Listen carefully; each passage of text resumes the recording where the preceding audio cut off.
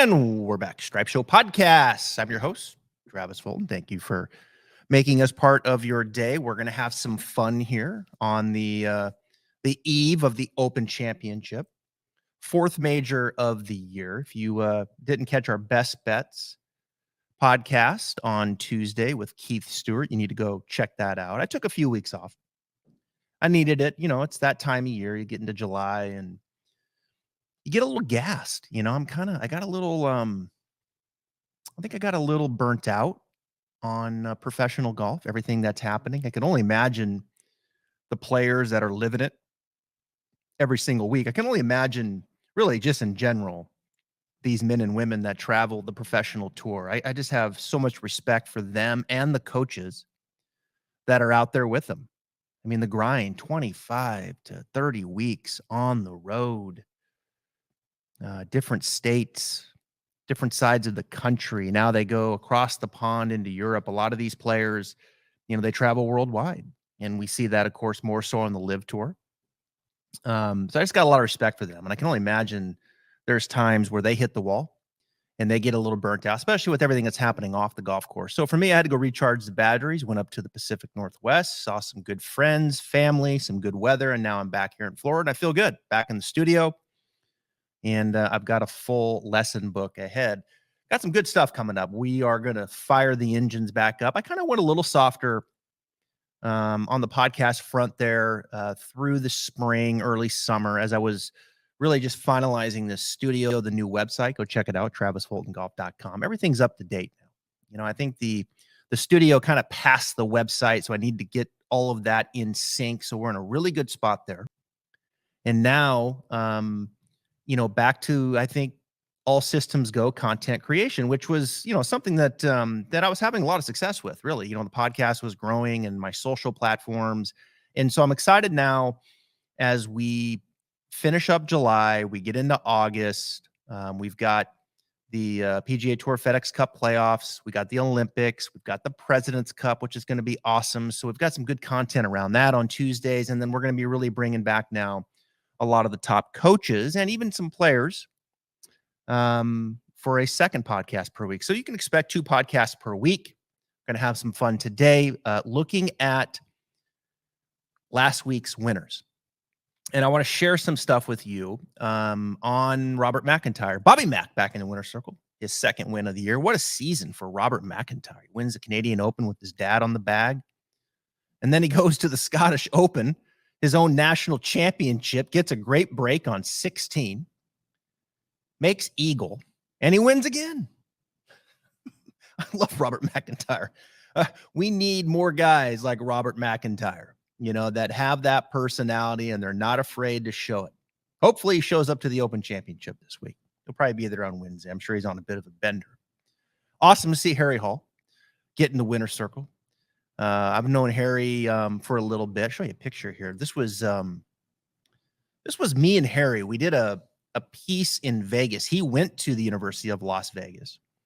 And this was last year at the tournament there in Las Vegas, TPC Summerlin.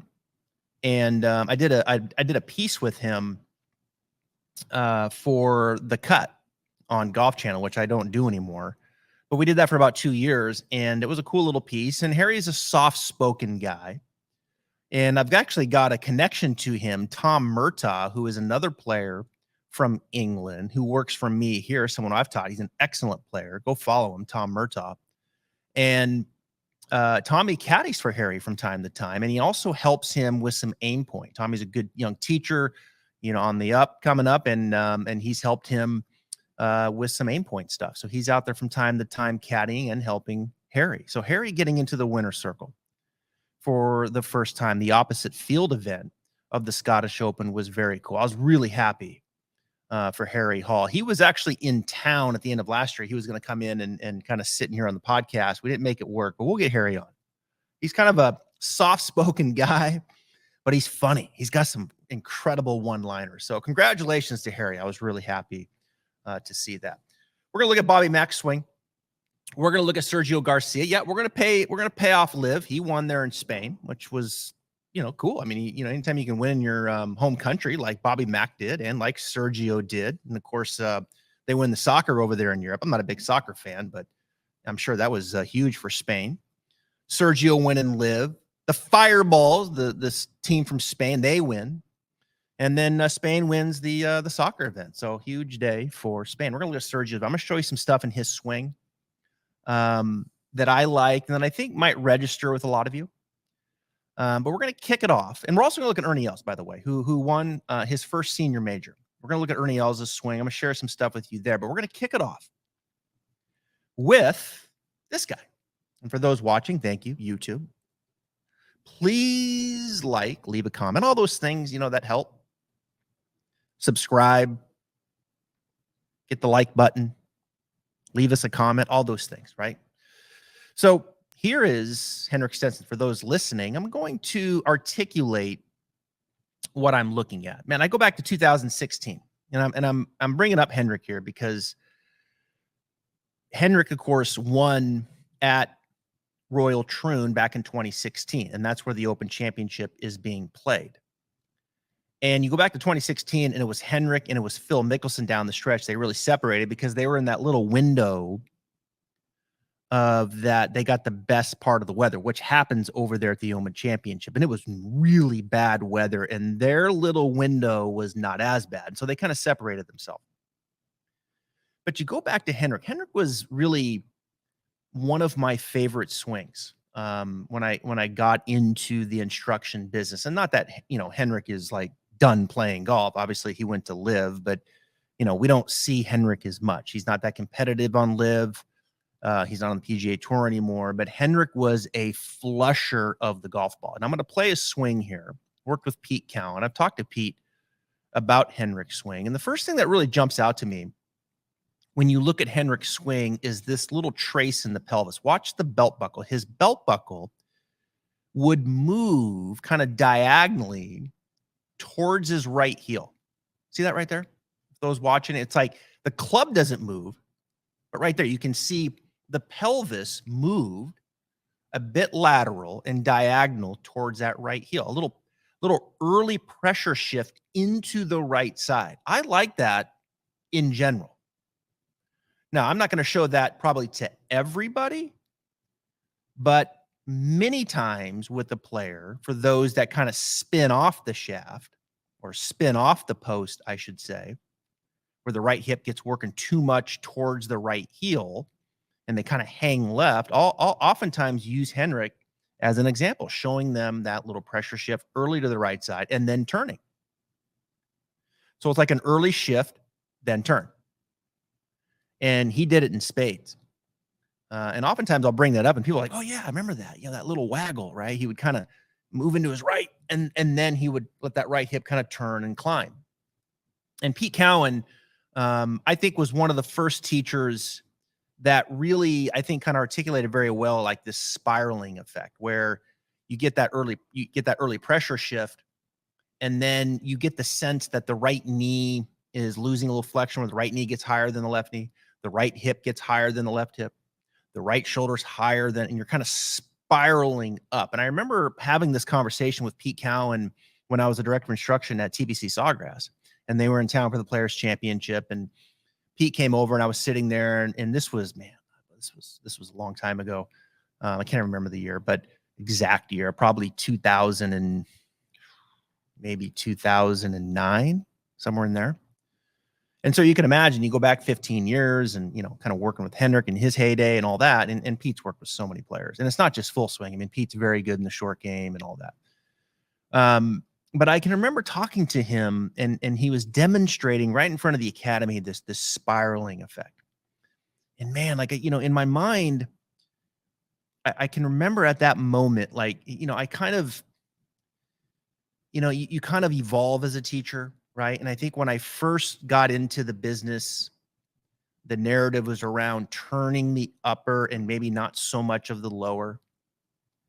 And there wasn't a lot of discussion about the tilt of the pelvis.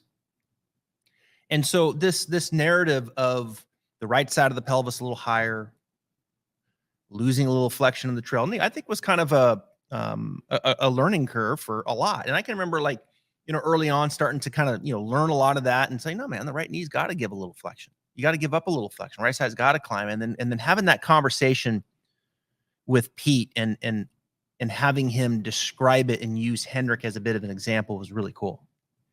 And so the spiraling effect, I'll use the word elongating up. And then from there, it was like he would, kind of fall left, and then he would just turn and smash down into it. And the second thing that always kind of jumped out to me with Henrik's swing was the concept of like sustaining the down, like keeping his arms long and pointing down. Now, the club head, of course, would swing up, and the body is pushing up. You can see the left leg is pushing up. The spine's extending up.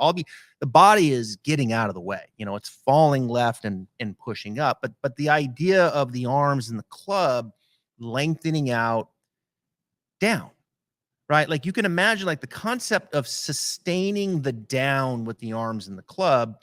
Like if I try to keep my arms and the club pointing down to the ground, well, I feel like I'm sustaining the down. Now, the club head eventually is going to swing up, but I'm not trying to manufacture the up, if that makes sense. And so for Henrik, to me, it was this beautiful early pressure shift, this climbing of the right side, and then this fall left and sustaining the down.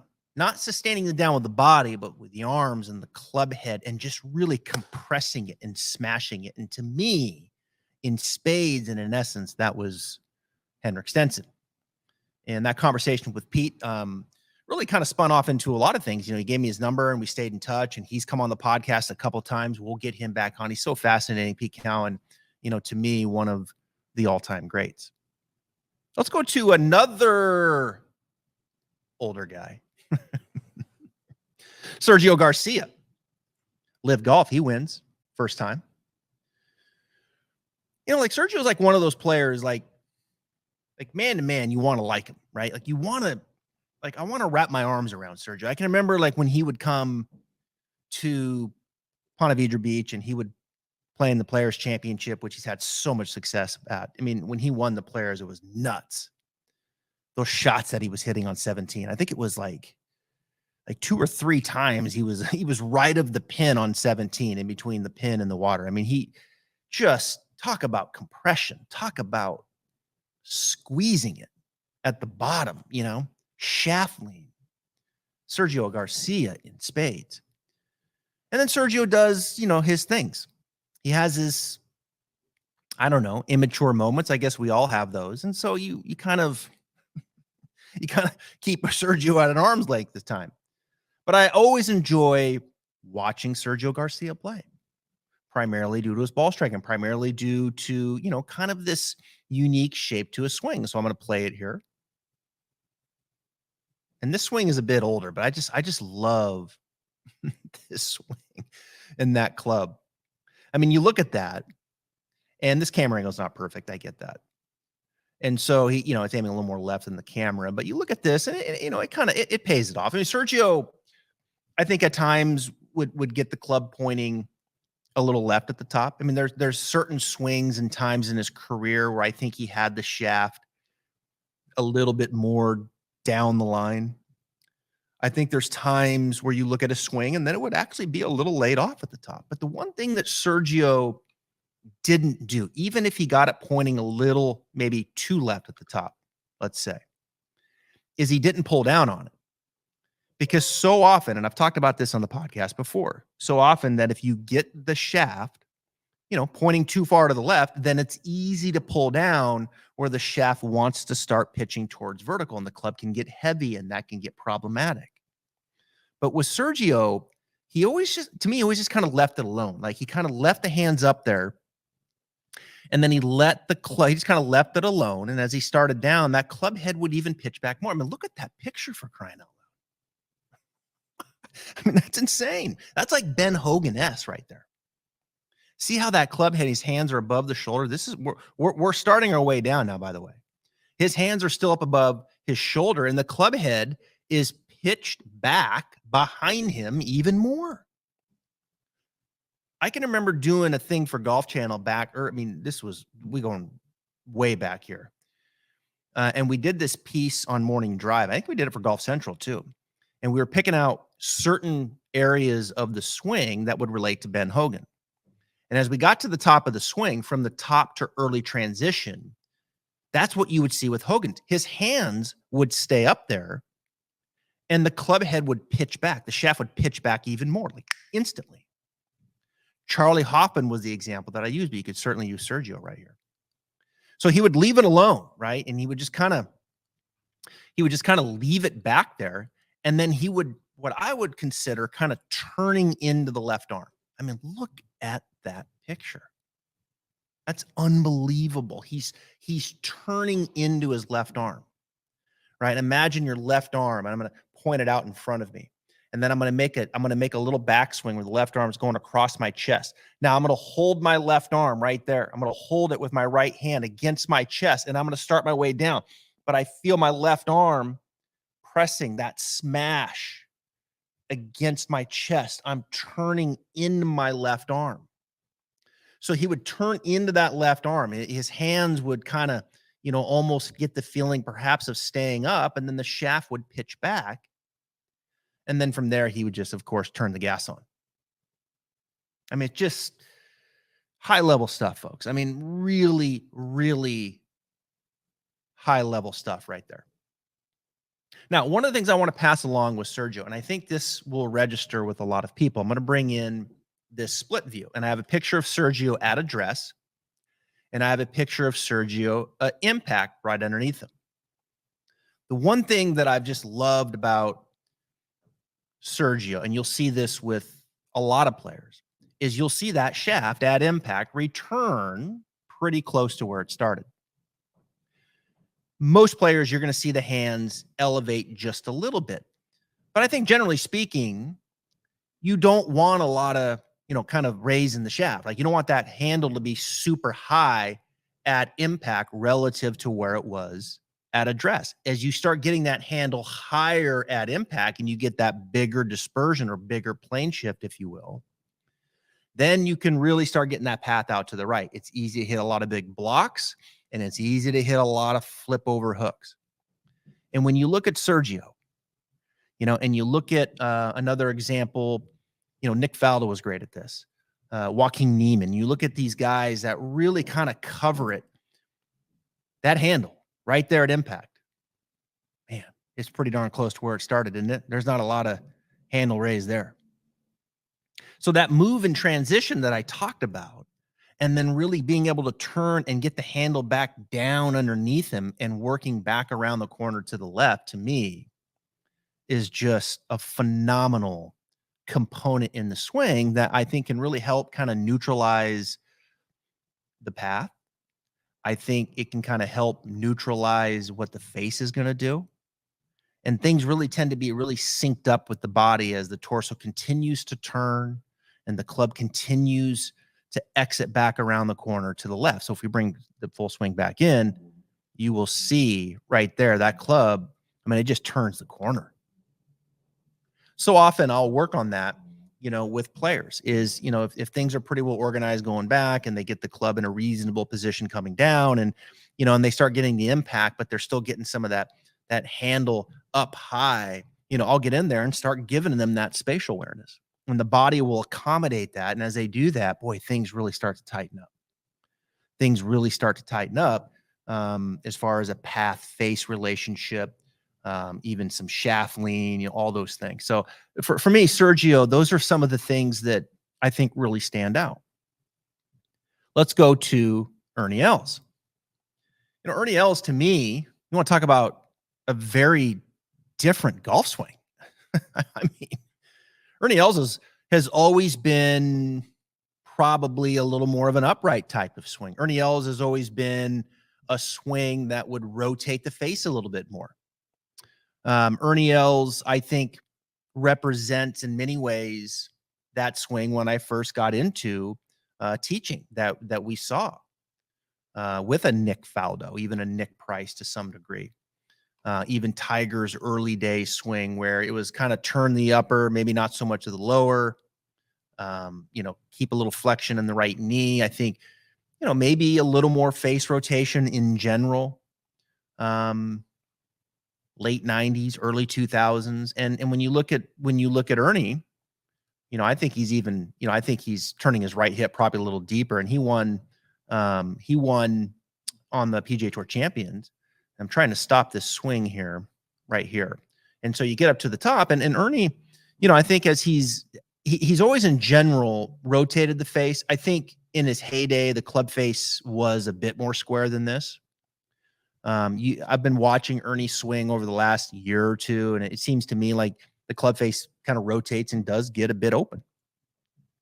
And I think as you get older, it makes sense, right? Like it would, like, you don't want to get the face maybe as shut as you get older, because as you come down, like, you don't really have that ability to turn and get out of the way and stabilize the face. So you might take a little pressure off that face. Go ahead and let the face rotate a bit more open going back, and then let it rotate and close it coming through. I think we saw that to some degree with Tiger, right? Like Tiger in his early days when he was young, he had the face a little shut, had a little more across the line, and then he would just bring it down and just explode and get out of the way. Had some issues with his left knee, went to Hank. I think he rotated the shaft and the face got a little bit, a bit more open. Not this open, but a bit more open, a bit more pointing left. And then as he came down, he didn't feel the need to have to really open up as much. He could maybe be a little softer with the lead side and let the face kind of rotate more down. So like face rotation, how much the face is going to rotate going back, in a lot of ways, and is going to determine what you're going to do coming down and through impact and how you're going to support that. Now, I'll tell you, when you look at this swing, and if I have someone come into this studio and they take it back like that with that much toe hang at the top, where the toe is hanging down and the face is open, I mean, you're usually not going to see as good of a downswing as you see from Ernie Els, right? Where the club comes down on a reasonable plane. He's turning the impact with some shaft lean, and then he rotates the face beautifully to their side. Usually you're going to see some kind of compensation to that. You're going to see them come over the top, right? Where they get the path going more left. You may see them come down on a reasonable plane, but lose shaft lean at impact in order to square the face. So I think club face, again, we know kind of dominates what the ball's going to do, but in many ways, it dominates how you're going to hit the golf ball, how your body is going to accommodate what it needs to do to hit a reasonable shot. And more times than not, when I see the face rotate this open with an amateur, they don't manage it as beautifully as Ernie Els does. And you can actually, kind of lead it to some of his elegance of his tempo and his rhythm, right? I mean, when you think of Ernie Els, you think of this smooth swing. And I think some of that smooth swing goes with the idea of, kind of rotating the face, right? So like I kind of rotate the face a bit more open going back. I got to close it coming down. And so I got to be a little bit more rhythmic, maybe perhaps a bit more timing to that you could argue. And so there's the big easy, right? And kind of timing those things up. So kind of fascinating, right? I mean, it really is. Ernie's been there was a time earlier in the year with Ernie, I posted it. His downswing was getting steep. I was like, whoa. I think he's cleaned some of that up. And obviously he played very well to get his win. So that's the big easy. All right, let's finish up with this. Here's our man, right? Bobby Mack. Speaking of kind of an older kind of throwback type of swing, I think Bobby Mack has a little bit of that. Look at this leg drive. Bobby Mack here. Watch this. The left side climbs up, but then he really just kind of, to me, really drives the legs like, a bit of a Johnny Miller-esque, like kind of lateral, really going hard lateral, letting the legs go. And when you do that, you're usually going to take on some early side bend, right? And you'll get the spine to take on some early side bend. So I'll bring in a sequence here, and you can see the top of the swing on the left. And there's a good picture of what I was talking about with Henrik. Look at, and of course, Bobby Mack is left-handed. You can see the left side of the pelvis climbing, left hip's higher than the right hip, left knee higher than the right.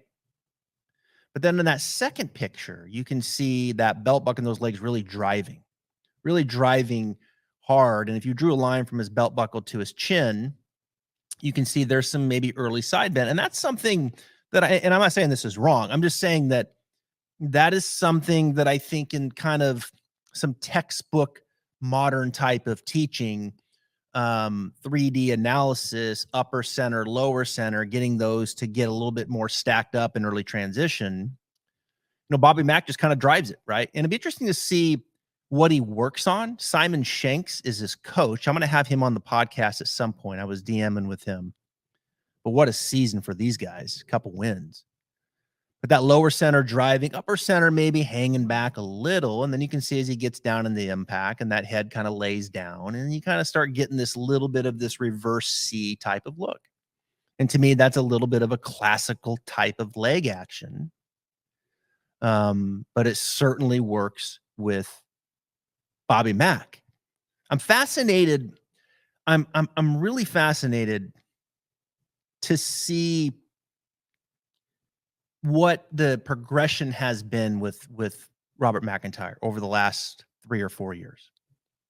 What it was versus what it is now in the direction of that. I'm really interested to talk to Simon about that. And my guess is it hasn't changed too much, right? My guess is this is the genius of Bobby Mack, right? This leg drive and this head position, this kind of stronger club face, and really kind of just working that and letting that flourish. And flourish it has.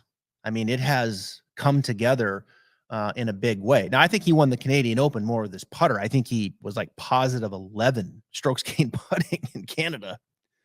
But I think in the Scottish Open, it was, he had a little more ball striking in there, positive 3 or 4 with his irons, etc. So I love this young man. I just, he's got personality. You get the feeling that it's very authentic. And he just puts it out there. And I'm fascinated to learn a little bit more about the development of this and how it's all transpired and come to fruition. So, all right, a few thoughts there. I like taking time to time, just looking at swings, right? And sharing some thoughts and ideas. And as you kind of look at that and you think to yourself, okay, man, that's interesting with Henrik Stenson in that early pressure shift. I tend to kind of hang left and spin a little. That's me. That's me. Spinning out of it a little bit in the backswing. And it's interesting, like that spinning move. I go back to one of my younger days, like turning the upper, not so much my lower, right knee stayed flexed. And for me to kind of generate movement, I felt like, my pelvis had to kind of almost stay level and move a little towards the left foot. But then you get that early pressure shift and you let the right side elongate and get taller and spiral up. And well, that's a different feel. I like that in general for most in general. You think about Sergio Garcia and you think about, okay, my handle's here at impact, but yeah, I feel that high handle at impact, man. That's me clanking it on the toe. So why is that? Why is that high handle occurring?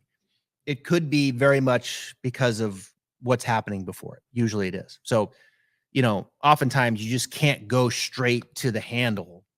Sometimes you can, but not. Sometimes you got to do some work before it. You think of Ernie Els, right? And you think of, okay, I'm getting older. Maybe it makes a little more sense for me to rotate the face a bit more, take a little pressure off the face because I'm having a hard time stabilizing the face at impact. I'm getting too many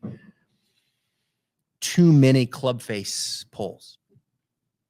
And then you think of, Bobby Mack and you think about, man, I think Bobby Mack is a good example for those, and I would say middle to higher handicaps who don't have enough lateral weight shift, who don't stay behind it, right? That guy that lunges out in front of it, or that guy that just kind of hangs back. And so the idea of differentiating a little bit between lower and upper, which can be a big learning curve for so many, letting the pelvis and the weight move lateral towards the target, but having a little stability in the upper body to stay behind it. I think that is a movement that so many need to learn, and usually it's a middle to higher handicap. All right, good stuff. Open Championship. We'll be back next week. It's the 3M Open. So we'll be back on Tuesday with that. And special guest next week on the podcast as we fire this thing back up. Thanks for listening. See you next week.